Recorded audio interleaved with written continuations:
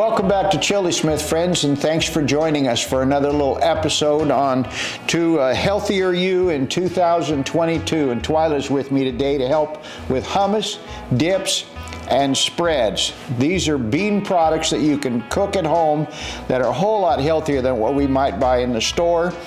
Save some money, have some fun, especially if you've got some kids around, and we'll get to it in a minute. But I wanted to thank you for joining me. Thank you, easy to do. I've got the great job today of being the one that gets to taste everything. So I'll come back and I will tell you, this all looks so good already. I'm already hungry for all this kind of stuff. Well, I'll show you how easy it is. Steve does it the best. He's a smooth operator. Oh, I don't know about that. Should I break out into that song, Sade? We're going to start with a cup of black garbanzo beans. This is how easy it is. This cup's going to go into your Instant Pot or into your pressure cooker. And then to that, what we're going to add is, normally we tell you to add 3 times the amount of water by volume as to what you put in for beans. But in this case, there's a little trick that we're going to do, because this hummus is going to be a 2-bean hummus.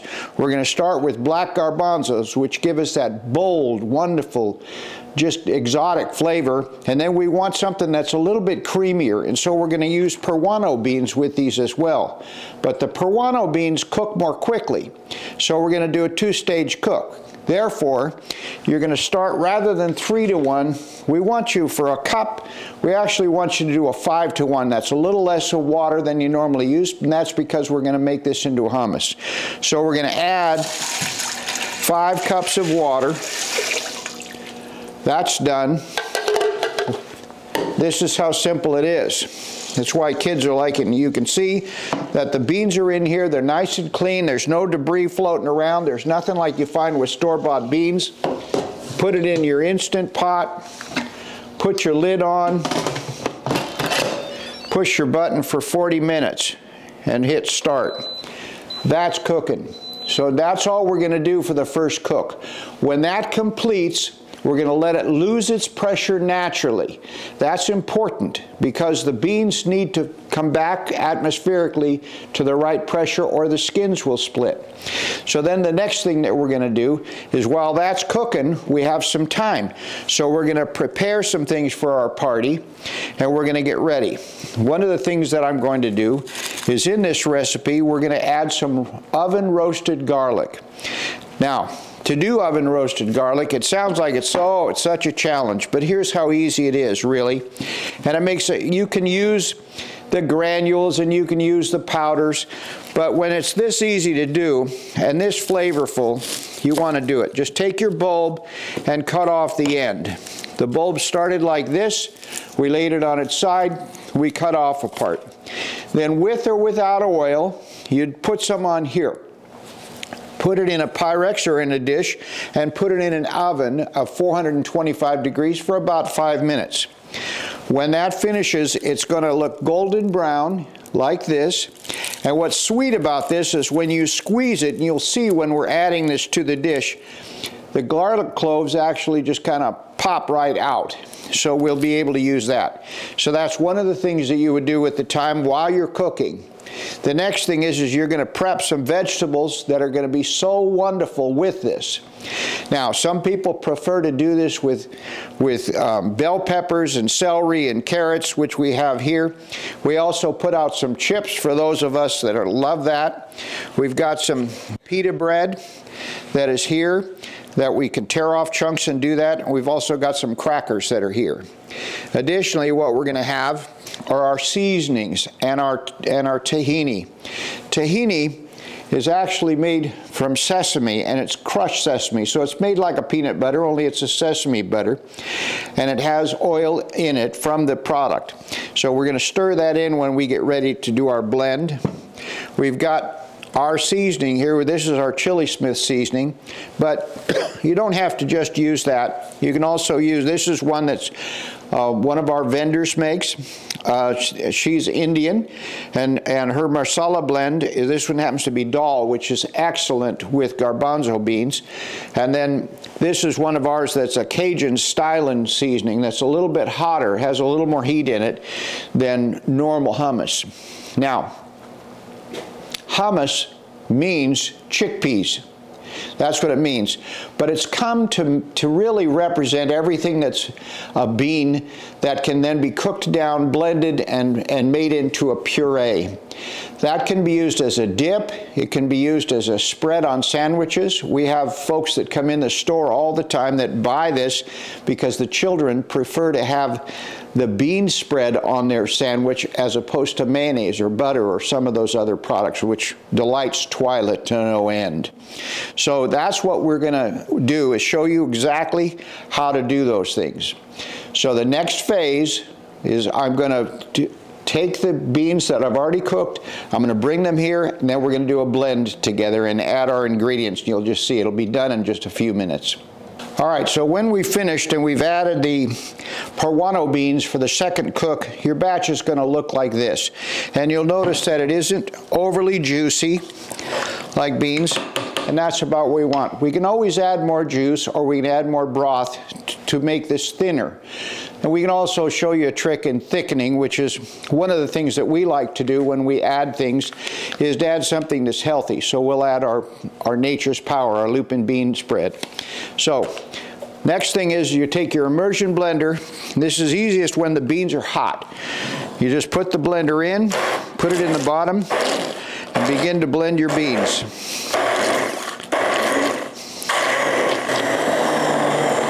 All right, now I want to show you this consistency. We're about, 3/4 of the way to the puree state.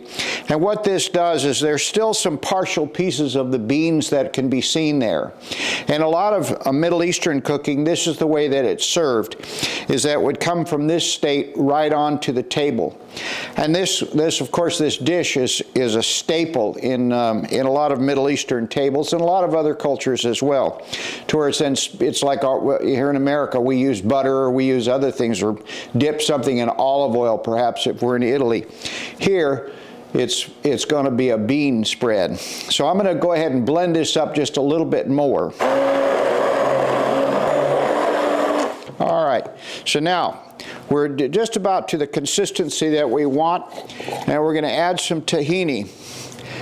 Now tahini, it does have oil, and it's all natural, but it does have a little bit of oil in it, so you'll want to stir it up, kind of like when you see natural peanut butter, where the oils will want to separate a little bit. Then we're going to put about a tablespoon or so within this amount. And then we're going to add the juice of 1 lemon in there, and I do seeds and all.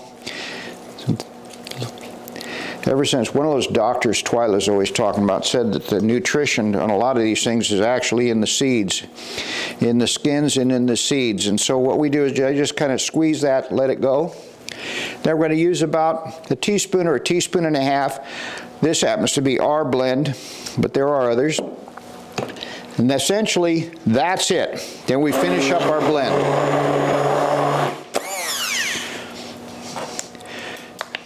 Now,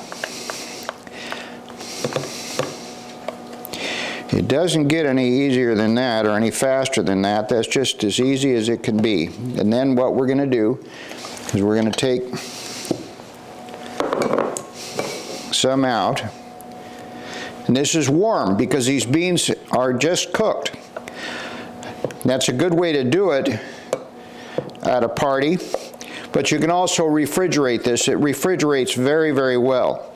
So then when I'm serving it, I just put it in a bowl like this, and then maybe garnish it with a little bit more of the seasoning across the top. And you're in pretty good shape. So I'm going to get my partner to come back in here. I can smell it. Oh my gosh, it looks beautiful. Look how gorgeous that looks. Cameraman, can you smell this? Right. Yes, he can. All right. There you go. Oh, now that smells so great. This I love because it's a gluten-free pita bread. How great is that? And we're eating it the traditional Mediterranean way of just ripping it off, dipping it in. As my daughters say, do not double dip. Okay? Do not double dip? Do not double dip. Well, all right. I'm going to single dip with a little bit of celery. Okay. You got me on the celery this week, girl. So I'm... He's turning into a celery juice king. Sorry. Yeah. It's not bad. Perfect. One thing I did forget I forgot to put my roasted garlic in there, but we did. We just didn't talk about it. Right. The other thing is if you take this and refrigerate it, it'll congeal a little bit more. I like the consistency and body of it when it's warm like this. I love it. And you can see where you can take that and just spread it on a cracker, you know, and just get out of the way and let the kids get after it. You don't have to tell them it's healthy. No, don't you dare tell them it's healthy. And I think this is so good to use as a spread on sandwiches, because a lot of places now, even schools, they don't want you to take peanut butter or anything like that, and this is much healthier for you, and it doesn't have any of those added fillers that a lot of peanut butters do. Oh. So this would be great. I think this is delicious. Thank you so much. I hadn't thought about that, but that's a good idea. You can put this in some kind of a container and then send some veggies or some things off for a little after that 3 o'clock munchie snack. Yes. That's what we did with the state of California. That's exactly what we did. I forgot about that. I'm glad you remembered that. Yes. So thank you so much. This was delicious. I can't wait for you to try this. And one other thing that Steve always talks about, I love that saying that you have. Pick your favorite flavor. So you can start out with a base of this, and then you can turn it into maybe a more Mexican flavor, or you can turn it into more Indian flavor. So it's great to have this base and then be able to add whatever you feel like. So I think you can garnish with cilantro. You can change it any way you want. The beans will take on, you know, they're from every culture, so they're going to take on their original culture as you help it a little bit. And that's the beauty about beans, and I can't wait to explore that more as we look into different flavors and stuff. Using the beans as a staple and then dressing them up, and as you said, pick your favorite flavor. And that's what we'll do this year. It will do. And then any bean will work, right? I think so. All right, so there we go. So here's to you. In a healthier 22.